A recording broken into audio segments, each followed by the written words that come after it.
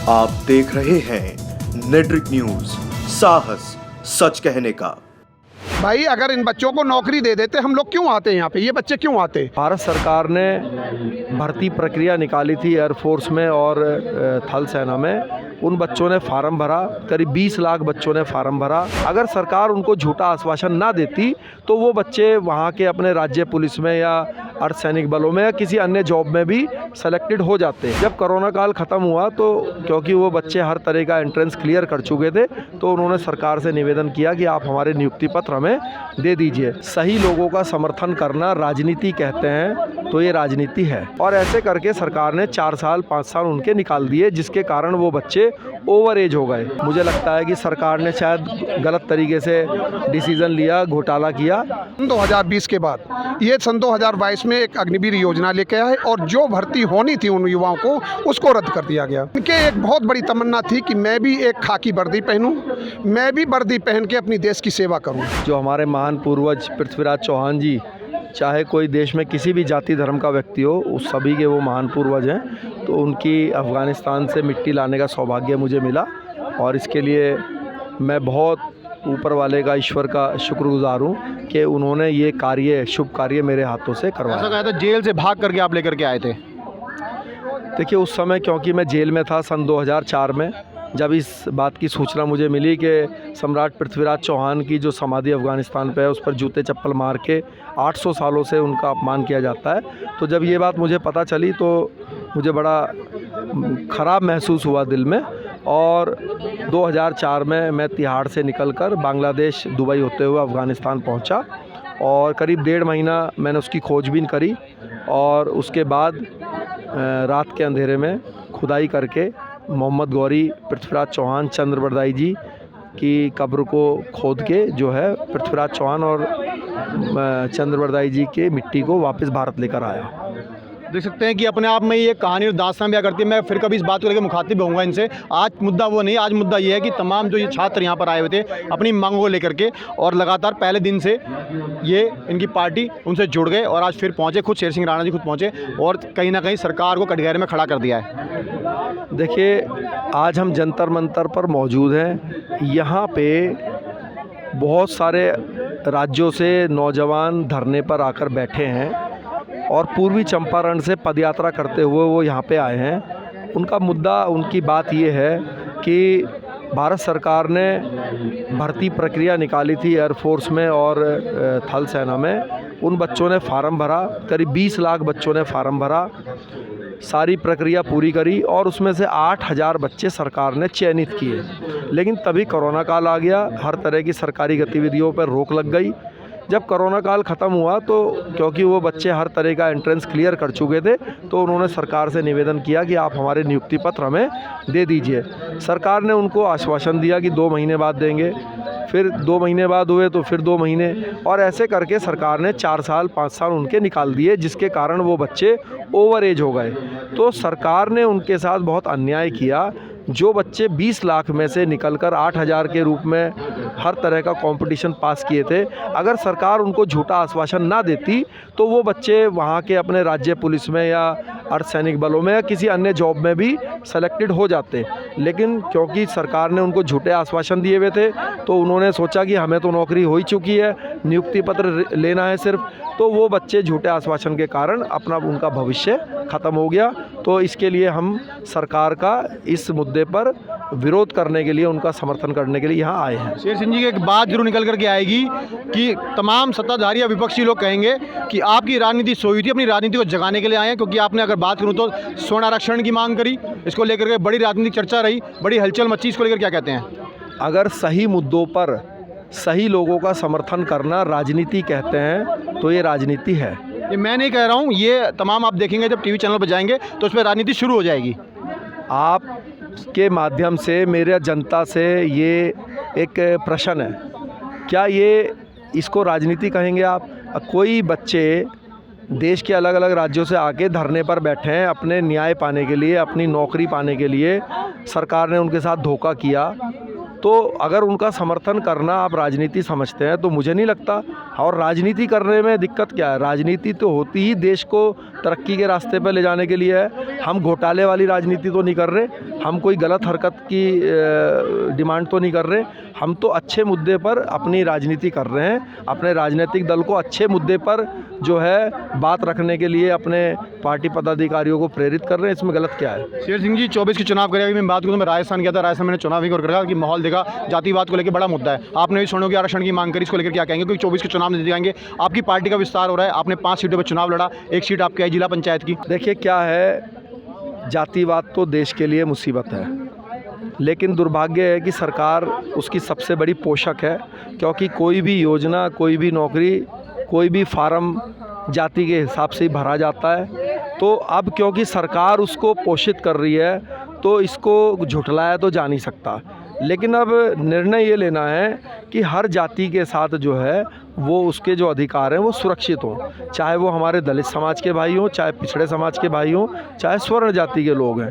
तो हमारा ये मानना है कि दलित और पिछड़ों की आवाज़ सब उठाते हैं, स्वर्णों की बात कोई नहीं उठाता। सभी ये बात कर रहे हैं, स्वामी प्रसाद मौर्य हो गए, उदित राज हो गए, कांग्रेस पार्टी होगी, बीएसपी पार्टी होगी, चंद्रशेखर आजाद रावण हो गए, 85-15 का सभी नारा दे रहे हैं। अगर आपकी बात करो फिर आप 15 में आ जाते हैं।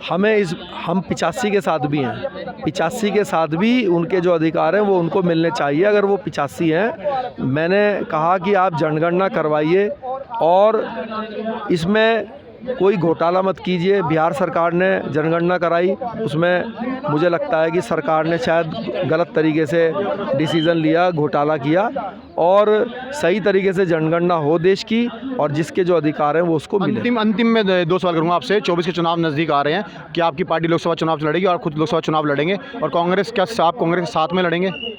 देखिए, चुनाव बिल्कुल लड़ेंगे। कांग्रेस या बीजेपी या किसी राजनीतिक दल की मैं बात नहीं बोलूँगा कि किसके साथ लड़ेंगे या किसके साथ नहीं लड़ेंगे, ये भविष्य में पता चलेगा। हमारे पार्टी का एक मैनिफेस्टो है, हम जो भी उस मैनिफेस्टो पे सहमति प्रकट करेगा हम उसका सहयोग करेंगे। देखिए, आज सबसे मेन जो मुद्दा है वो हमारे जो देश के युवा थे, जो 1.5 लाख जो भर्तियां हुई थी, जिन्होंने अपने अपने अधिकार क्षेत्रों में वायुसेना हो या थल सेना हो, एयरफोर्स, पैरामिलिट्री हो, जिसमें भी ये भर्ती हुए थे, उन भर्तियों को 1.5 लाख युवा जो है भर्ती, उन्होंने पूरा सिलेक्शन हुए थे, उसमें उनकी डॉक्टरी भी हुई, इंटरव्यू भी दिया, फिजिकल भी फिट हुए, और उसके बाद में सन 2020 के बाद ये सन 2022 में एक अग्निवीर योजना लेके आए, और जो भर्ती होनी थी उन युवाओं को उसको रद्द कर दिया गया। उसके बाद में अग्निवीर योजना लेके आए, उसमें भी इन बच्चों को मौका नहीं दिया गया। अब रहा सवाल ये कि ये जो बच्चे आए हुए हैं, इनके जो हमारे गरीब, शोषित, वंचित जो किसान हैं, उन्हीं के ये बच्चे हैं। और मैं भी आपको बता दूं, मैं राष्ट्रवादी जन लोक पार्टी का राष्ट्रीय महासचिव हूं, मैं पार्टी में, और मेरा नाम दुष्यंत सिंह है, और हम किसान यूनियन जो है मैं उसका भी मैं दिल्ली प्रदेश अध्यक्ष हूँ, और हम किसानों की और जवानों की हमेशा से लड़ाई लड़ते रहे हैं। ये जंतर मंतर हमारे लिए तो युद्ध क्षेत्र बन चुका है। हम यहाँ हमेशा से बरसों से, सन 2000 आपने देखा होगा, सन 2012 में हम यमुना आंदोलन आया था, उसमें यमुना आंदोलन को पूरा हमने लीड किया था यहाँ जंतर मंतर पर, जो मथुरा से आया था रमेश बाबा, संत रमेश बाबा के। हम हमेशा से जवान और किसानों की लड़ाई लड़ते आ रहे हैं। राष्ट्रवादी जन लोक पार्टी, जिसके राष्ट्रीय संयोजक शेरसी राणा जी हैं, हम ये देख रहे हैं कि हमारे युवाओं की रोजगार की जो बात आई, आज युवाओं के लिए कोई भी, हमारे सभी देश के जो राजनीतिक दल हैं, जो हमारे सामाजिक संगठन हैं, मेरा उनसे निवेदन है कि जिस तरीके से आदरणीय भाई शेरसी राणा जी को पता चला और वो सबसे पहले इन युवाओं के लिए आके खड़े हुए, मेरे पूरे देश के सभी लोगों से निवेदन है, ये किसानों के ये बच्चे हैं, ये अपने, इनके एक बहुत बड़ी तमन्ना थी कि मैं भी एक खाकी वर्दी पहनूं, मैं भी वर्दी पहन के अपनी देश की सेवा करूं। हम उसके लिए इन्होंने बहुत मेहनत की, 2-2, 3-3 साल लड़के दौड़ लगाते हैं। मैं भी बताऊं, मैं भी पुलिस की, हमने भी भर्ती वगैरह, मैं उस डिटेल में नहीं जाना चाहूँगा। बहुत मेहनत करनी पड़ती है फिज़िकली, और जब भर्ती कैंसिल हो जाती है ना, तो उसके बाद में मेंटलिटी इतना डिस्टर्ब हो जाता है बच्चा कि लोग सोच भी नहीं सकते। बहुत से बच्चे तो डिप्रेशन में चले जाते हैं। मैंने भी कहीं आपकी बात काटूंगा, आपने कई बच्चों से बात की तो उन्होंने यहाँ तक भी कहा है, इन्होंने इनके बच्चों की ज़ुबानी बात करके कि कई बच्चों ने सुसाइड करने की भी कोशिश की। हाँ, हम आपको बता रहे हैं कि जिन बच्चों का सपना होता है, जो बच्चे 6 महीने ओवर एज, 6 महीने बाद ओवर एज हो गए, 3 महीने बाद ओवर एज हो गए, इन्हें अगर भर्ती कैंसिल की थी करनी थी तो उसी टाइम जब बच्चे जब भर्ती हुए थे उसी टाइम अगर कैंसिल कर देते तो इन्हें इतना दुख नहीं होता। आपने 2-2.5 साल बाद यहाँ आपको हम नौकरी देंगे, आपको हम ज्वाइनिंग लेटर देंगे और आपने 2-2.5 साल बाद उसके बाद में एकदम से मना कर दिया। आपने अग्निवीर योजना के तहत भी इन बच्चों को आपने भर्ती नहीं किया। रहा सवाल अग्निवीर का, 4 साल में, जैसे अभी आदरणीय भाई शेषी राणा जी कह रहे थे कि 4 साल में बच्चों को तो जोश और होश, 4 साल में तो उन्हें सही से होश भी नहीं होता है, नौकरी का उन्हें पता भी नहीं चलता कि हमें नौकरी किस तरीके से करना चाहिए। 4 साल के अंदर अगर मान लो कहीं सेना हमारा अगर किसी देश से युद्ध हो रहा है, 4 साल के बच्चों को अगर जिन बच्चों को 4 साल की नौकरी है वो सही तरीके अगर वहाँ जाते हैं तो वो क्या करेंगे, वो लड़ाई युद्ध जी सकते हैं? मुझे तो नहीं लगता जी सकते। जी एक बात आती है और बात बड़ी लाजमी है, जिस तरीके चुनाव नज़दीक आ रहे हैं 24 के और आपकी पार्टियाँ सबसे पहले पहुँची, कांग्रेस के भी कुछ अधिकारी और नेता यहाँ पर पहुँचे, समर्थन करा आपने, कहीं ना कहीं लोग तमाम जो लोग इस पर आरोप भी लगाएंगे जो मोदी सरकार की राजनीतिकरण करने की कोशिश की जा रही है। देखिए ऐसा है, अगर सही बात अगर कहने की, अधिकार दिलाने की अगर कोई बात कहेगा तो ऊपर लोग तो लांछन लगाएंगे ना, विपक्षी पार्टी। आप इन्हें, हम अगर इन बच्चों को नौकरी दे देते तो हम लोगों को मौका ही नहीं मिलता। भाई अगर इन बच्चों को नौकरी दे देते, हम लोग क्यों आते हैं यहाँ पे, ये बच्चे क्यों आते? आपने 2 करोड़ बच्चों की रोज़गार की बात कही थी, आप पहले इन 1.5 लाख बच्चों को ही नौकरी दे दो। हमें आने की ज़रूरत क्या पड़ी थी? अगर आज देश की सत्ता जो देश में त्राहिमाम हो रहा, आप बताइए ना, आप ज़्यादातर आप तो मीडिया बंधु हैं, आप लोगों को सबसे ज़्यादा तो आपको पता है कि आज कितनी बेरोज़गारी है। और जो बच्चों को सपना होता है और वो जो पहले आपने एकदम से रोटी दिखा दी और उसके बाद में रोटी वापस ले ली तो उसके मन में आदमी खिंचाएगा तो ही। जी बिल्कुल, अभी जिस तरीके से हमारी टीम राजस्थान के चुनाव भी कवर करने गई थी, राजस्थान की धरती से भी तमाम जो अगर देश को ले कई जवान मिले हैं और आज मैं बता दूं राष्ट्रवादी जन लोग पार्टी यहाँ पर पहुंची, सबसे पहले इन्होंने समर्थन दिया है। और इनसे बात मैं सिर्फ 2 बातों शब्दों में ख़त्म करूँगा कि क्या जो इनकी मांगे और लगातार कितना लंबा प्रश्न चला रहा है और क्या आप लोग इनके साथ कितने समय तक जुड़े रहेंगे और किस तरीके इनकी मांगों को उठाएंगे?